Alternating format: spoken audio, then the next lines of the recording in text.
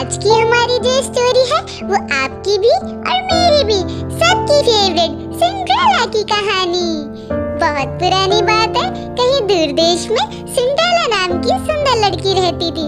सुंदर होने के साथ साथ सिंड्रेला बहुत समझदार और दयालु भी थी। सिंड्रेला की माँ बचपन में ही गुजर गई। माँ के गुजरने के बाद सिंड्रेला के पिता ने दूसरी शादी कर ली। अब वह अपने पिता सौतेली माँ और 2 सौतेली बहनों के साथ रहा करती। सौतेली माँ और बहनों को सिंड्रेला बिल्कुल पसंद नहीं थी। उनकी सुंदरता और समझदारी से वे तीनों हमेशा जलती, क्योंकि उसकी दोनों सौतेली बहनों के पास ना अच्छी शक्ल थी ना ही अक्ल।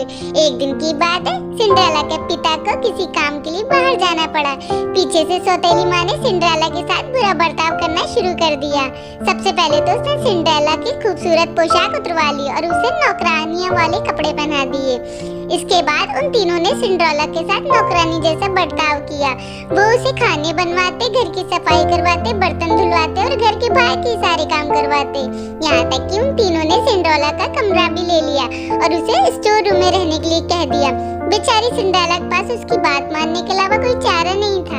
आसपास के पेड़ों पर रहने वाले पंछी, स्टोर रूम में रहने वाले चूहों के अलावा सिंड्रेला का और कोई दोस्त भी नहीं था। वह दिन भर काम करती और रात में अपने दोस्तों से बात करते करते सो जाया करती। जिस देश में सिंड्रेला रहती थी, एक दिन वहाँ के राजा ने सिपाहियों से बाजार में घोषणा की कि राजकुमार की शादी के लिए राजा ने महल में एक समारोह का आयोजन करवाया है। इस समारोह के लिए उन्होंने नगर की विवाह योग्य सभी लड़कियों को आमंत्रित किया है। सिंड्रेला की बहनों ने जैसे ही वह घोषणा सुनी, वे दोनों दौड़ती हुई अपनी माँ के पास पहुँची, उन्हें सारी बात बताई। उनकी माँ ने कहा कि इस समारोह में सबसे सुंदर तुम दोनों ही लगोगी। राजकुमार का विवाह तुम दोनों में से किसी एक के अलावा किसी और के साथ नहीं होगा। इस बात को सिंड्रेला ने भी सुना और उसके मन में भी समारोह में जाने की इच्छा हुई, लेकिन इस बार में अपनी सौतेली माँ से बात करने से उसे डर लग रहा था। उसकी सौतेली माँ और बहनें समारोह में जाने की तैयारी करने लगी।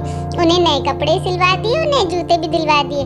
वो दोनों हर रोज इस बात पर अभ्यास भी करती कि जब वो राजकुमार से मिलेंगी तो क्या बात करेंगी, कैसे करेंगी। आखिरकार समारोह का दिन भी आ गया। दोनों बहनों समारोह में जाने के लिए बहुत उत्साहित थी। उन दोनों ने सुबह से ही समारोह में जाने के लिए शुरू कर दी तैयारियां। सिंड्रेला ने भी अपनी दोनों बहनों की मदद की। अपनी बहनों को पूरी तरह तैयार होने के बाद सिंड्रेला ने बहुत हिम्मत जुटाई और अपनी सौतेली माँ से पूछा कि अब मैं भी विवाह योग्य हो गई हूँ, क्या मैं भी समारोह में जा सकती हूँ। यह सुनकर वे तीनों जोर जोर से हंसने लगी और राजकुमार को अपने लिए पत्नी चाहिए, नौकरानी नहीं, यह कहकर वो तीनों वहाँ से चली गई। उसके जाने के बाद सिंड्रेला बहुत उदास हो गई और रोने लगी। तभी उसके सामने एक तेज रोशनी हुई जिसमें एक परी निकली। परी ने सिंड्रेला को अपने पास बुलाया और कहा, मेरी प्यारी सिंड्रेला, मैं जानती हूँ तुम दुखी क्यों हो, लेकिन अब तुम्हारे मुस्कुराने का समय आ गया है। तुम भी उस समारोह का हिस्सा बन पाओगी। इसके लिए मुझे एक कद्दू और 5 चूहों की जरूरत है। सिंड्रेला कुछ समझ नहीं पाई, लेकिन फिर भी उसने वैसा ही किया जैसा परी ने कहा। वह दौड़ते हुए किचन में गई, एक बड़ा सा कद्दू उठा लाई। उसके बाद वह स्टोर रूम में गई, अपने मित्र चूहों को ले आई। सब कुछ मिल जाने के बाद परी ने अपनी जादुई छड़ी को घुमाया और कद्दू को एक पग्गी में बदल दिया। फिर वह चूहों की तरफ मुड़ी। उसने 4 चूहों को सफेद घोड़ों और एक चूहे को बग्गी चलाने वाला बना दिया। यह सब देखकर सिंड्रेला को अपनी आंखों पे विश्वास नहीं हुआ। इससे पहले कि वह कुछ पूछ पाती, परी ने अपनी छड़ी घुमाई और सिंड्रेला को एक खूबसूरत राजकुमारी की तरह सजा दिया। उसके शरीर पर एक बहुत सुंदर गाउन था और पैरों में चमचमाते जूते। वह समारोह में जाने के लिए पूरी तरह तैयार थी। इस खुशी से वह फूली नहीं समा रही थी। परी ने सिंड्रेला से कहा, अब तुम समारोह में जाने के लिए पूरी तरह तैयार हो, लेकिन ध्यान रखना, रात को 12 बजे से पहले तुम्हें घर पहुंचना होगा, क्योंकि 12 बजे के बाद जादू का असर खत्म हो जाएगा और तुम अपने असली रूप में आ जाओगी। सिंड्रेला ने परी को धन्यवाद कहा और बग्गी में बैठकर महल की ओर निकल पड़ी। जैसे ही सिंड्रेला महल पहुंची, उस सबकी नजर उस पर आ टिकी। उसकी सौतेली माँ और बहनें भी वहीं थी, लेकिन वह इतनी खूबसूरत लग रही थी कि वे तीनों उसे पहचान नहीं पाए। तभी सिंड्रेला ने देखा कि राजकुमार सीढ़ियों से उतरते हुए नीचे आ रहे हैं। सब लोग उनकी तरफ देखने लगे। जैसे ही राजकुमार की नजर सिंड्रेला पर पड़ी, वे उसे देखते ही रह गए। समारोह में मौजूद सभी राजकुमारी के पास ना जाकर राजकुमार सीधे सिंड्रेला के पास गए और अपना हाथ उसकी ओर बढ़ाते हुए कहा, राजकुमारी, क्या आप मेरे साथ डांस करना पसंद करोगी।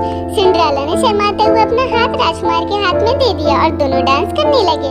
सिंड्रेला राजकुमार के साथ डांस करते करते इतना खो गई कि उसे समय का ध्यान ही नहीं रहा। तभी अचानक उसकी नजर दीवार पर लगी घड़ी पर गई। 12 बजने वाले थे और सिंड्रेला को परी की बात की याद आ गई।